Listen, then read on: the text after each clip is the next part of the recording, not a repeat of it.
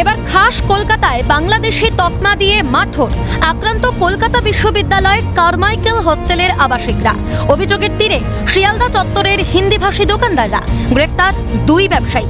জানা যাচ্ছে বুধবার রাতে শিয়ালদা ব্রিজের নিচে মোবাইলের সরঞ্জাম কিনতে গিয়েছিলেন কয়েকজন ছাত্র।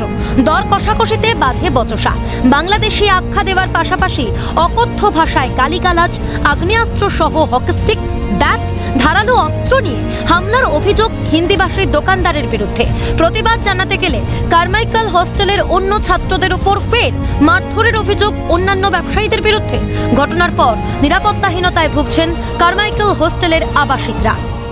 একটা লোক তাকে বাংলাদেশি বলে আখ্যা দেয় আমাদের 3-4 জনকে, সেই জন্য আমরা প্রতিবাদ করি এবং তার জন্য তাকে ছুরি দিয়ে, কখনো বন্দুক দিয়ে, কখনো লাঠি দিয়ে আঘাত করে আমাদের, এবং তার প্রতিবাদ করার জন্য আমরা হোস্টেলে সকলে মিলে আসার ধরুন আবার 10-15 জন ছেলেকে আবার বেধড়ক মারধর করে। তারপর আমরা বলতে চাইছি, আজকে আমরাকে বিহারি লোক যারা শিয়ালদা স্টেশন চত্বরের দোকানে থাকছে তারা আমাদেরকে বাংলাদেশি বলছে।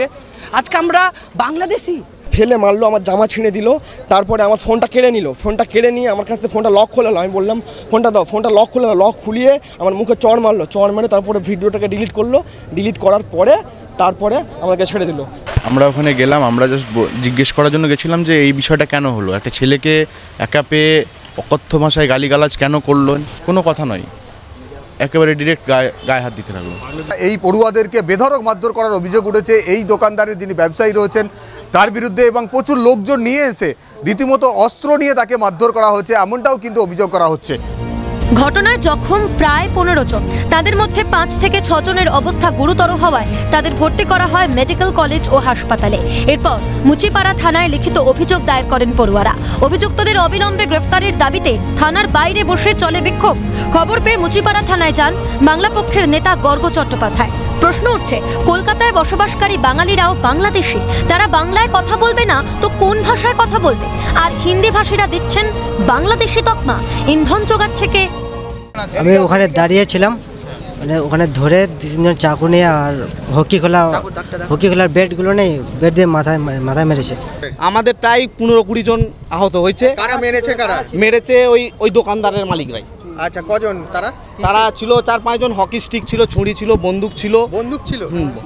বন্দুকও দেখেছে, বন্দুক ছিল, ছুরি ছিল।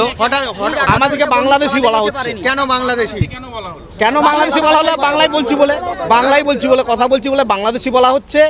তো বাংলা ভাষায় বাংলায় জন্মগ্রহণ করাটা কি কোনো অভিশাপ, বা সেটা কি কোনো একটা খারাপ জিনিস, বা ওটাকে আমরা ভুল করেছি?